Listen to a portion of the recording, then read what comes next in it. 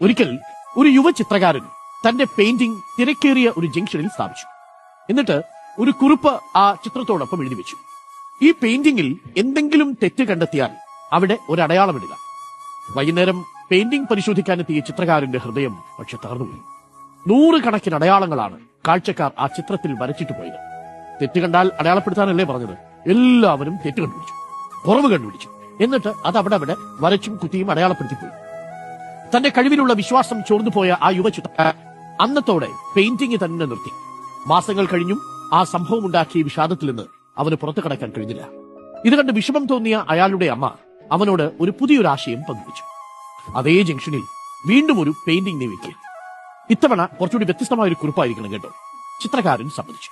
അവൻ വേഗത്തിൽ മികച്ചൊരു പെയിന്റിംഗ് പൂർത്തിയാക്കി. രാവിലെ തന്നെ അതേ ജംഗ്ഷനിൽ പെയിന്റിംഗ് കൊണ്ടുവച്ചു.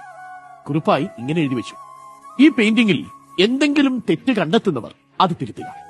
വൈകുന്നേരം പെയിന്റിംഗ് പരിശോധിക്കാൻ യുവചിത്രകാരനും അമ്മയും ജംഗ്ഷനിൽ വീണ്ടും പോയി. രണ്ടുപേരും അത്ഭുതപ്പെട്ടു. പെയിന്റിംഗ് രാവിലെ സ്ഥാപിച്ച അതുപോലെ തന്നെയുണ്ട്. ആരും ഒരു തിരുത്തും അടയാളപ്പെടുത്തിയിട്ടില്ല. ആരും അത് മെച്ചപ്പെടുത്താൻ ശ്രമിച്ചിട്ടുമില്ല. മകന്റെ സന്തോഷം കണ്ട് അമ്മ പറഞ്ഞു: മകനെ, ലോകത്തിനൊരു നിയമമുണ്ട്.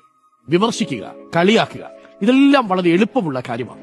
അതേതു മനുഷ്യനും വേഗത്തിൽ സാധിക്കും. നിന്റെ തെറ്റും കുറവും കണ്ടെത്താൻ ആർക്കാ പറ്റാത്തത്? എന്നാൽ വളരെ കുറച്ച് ആളുകൾക്ക് മാത്രമേ ക്രിയാത്മകമായ പിന്തുണ നൽകാനാണ്. തെറ്റുകളെ ശരിയിലേക്ക് നയിക്കാനാവും. സ്വയം മെച്ചപ്പെടുത്താൻ കഴിവോ അറിവോ ഇല്ലാത്തവർ മറ്റുള്ളവരുടെ തെറ്റുകൾ കണ്ടെത്താനും അവരെ അപമാനിക്കാനും മാത്രം ശ്രമിച്ചുകൊണ്ടേയിരിക്കും. അത്തരക്കാരുടെ അഭിപ്രായങ്ങളെ ഒരിക്കലും നിങ്ങൾ മുഖവിലേക്ക് എടുക്കരുത്.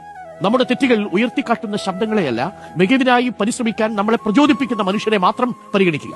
നിങ്ങളുടെ കൂടെ കൂട്ടുക. നിങ്ങളുടെ കൂട്ടുകാരിലും ചിലരുണ്ടാവും. നിങ്ങളുടെ തൊഴിലിടങ്ങളിൽ, നിങ്ങളുടെ സൗഹൃദ വലയങ്ങളിൽ, നിങ്ങളുടെ പ്രണയബന്ധങ്ങളിൽ എന്ത് ചെയ്താലും കുറ്റം മാത്രം പറയുന്ന കുറച്ച് മനുഷ്യർ. അവരെ അങ്ങോട്ട് മാറ്റി നിർത്തുക. പക്ഷേ നിങ്ങളിൽ കുറ്റമുണ്ടെങ്കിലും ആ കുറ്റം കുറ്റമായി നിങ്ങളുടെ മുന്നിൽ പറയാതെ, ഇന്നത് ചെയ്താൽ കുറച്ചുകൂടി നന്നായിരിക്കും, നമുക്ക് ഇങ്ങനെയൊക്കെ ചെയ്താലോ എന്നു പറഞ്ഞ് നിങ്ങളെ പ്രതിഭയുടെ തീരെ തടയിക്കാൻ ശ്രമിക്കുന്ന മനുഷ്യരുണ്ട്. സ്വപ്നങ്ങളെ പ്രോത്സാഹിപ്പിക്കുകയും കഴിവിനെ കെട്ടിപ്പടുക്കാൻ സഹായിക്കുന്നവരെയും ചെയ്യുന്നവരെ അന്വേഷിക്കുക. യഥാർത്ഥ വളർച്ചയ്ക്കായി നിങ്ങളെ സഹായിക്കുന്നവർ അഭിനന്ദിക്കുക മാത്രമല്ല, നിങ്ങളുടെ കഴിവിനെ കൂടുതൽ മികവുള്ളതാക്കാൻ സഹായിക്കുന്നവരുമായിരിക്കും. നിങ്ങളുടെ വെളിച്ചം കെടുത്താൻ വിമർശകരെ അനുവദിക്കരുത്.